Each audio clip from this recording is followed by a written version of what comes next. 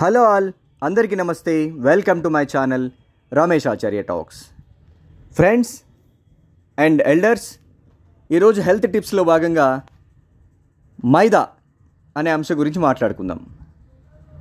ఈ మైదాని most advanced international disastrous alarming food అని చెప్పుకోవచ్చు.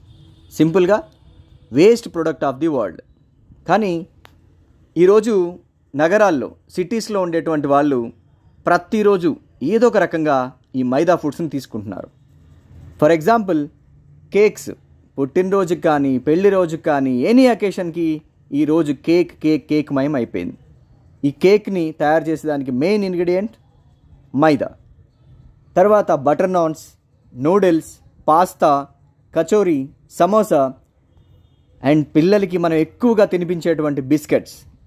ఈ బిస్కెట్స్ని 70 నుంచి 99% ఈ మైదాతోటే తయారు చేస్తారు. ఒకప్పుడు మీరు గమనించినట్లయితే ఈ మైదాని కేవలం సినిమా పోస్టర్స్ కోసం ఎక్కువగా వాడేవాళ్ళు. మా చిన్నతనంలో వాల్ పోస్టర్స్ ఉంటాయి కదా, ఈ వాల్ పోస్టర్స్కి మైదాని ఉడకబెట్టి వాటిని స్టిక్కీ లాగా అతికించేవాళ్ళు. కానీ ఈ రోజుల్లో మెయిన్ ఫుడ్ అయిపోయింది ఈ మైదా.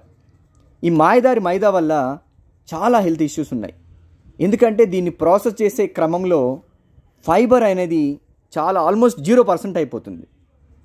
దానివల్ల డైజెషన్ ఇష్యూస్ కానీ, బ్లోటింగ్, గ్యాస్ ఇష్యూస్ కానీ, కాన్స్టిపేషన్, మలబద్ధకం కానీ, అండ్ ఇంకోటి వెయిట్ గెయిన్ తొందరగా అయిపోతారు. డయాబెటిక్ ఫ్రెండ్స్, ఒకప్పుడు డయాబెటిక్ పేషెంట్స్ 100కి 7 నుంచి 8 మంది ఉంటే ఈ రోజుల్లో 100కి 70 నుంచి 80% మంది డయాబెటిక్ పేషెంట్స్ ఉన్నారు. కారణం ఇలాంటి పనికిమాలిన ఫుడ్స్ అయినటువంటి మైదా లాంటి ఫుడ్స్ వల్ల.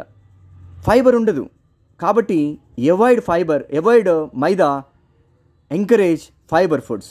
ఫర్ ఎగ్జాంపుల్, మిల్లెట్స్ కానీ, రాగులు, జొన్నలు, సజ్జలు, బ్రౌన్ రైస్ ఇలాంటి ఫుడ్స్ని తీసుకోండి. హ్యాపీగా, హెల్తీగా ఉండండి. ఈ వీడియో నచ్చినట్లయితే లైక్ చేయండి, సబ్స్క్రైబ్ చేయండి, మీ ఫ్రెండ్స్కి, ఫ్యామిలీ మెంబర్స్కి షేర్ చేయండి. Say avoid maida, stay healthy, stay happy. Thank you one and all my dear friends. మీ Ramesh Acharya signing off. Have a good day.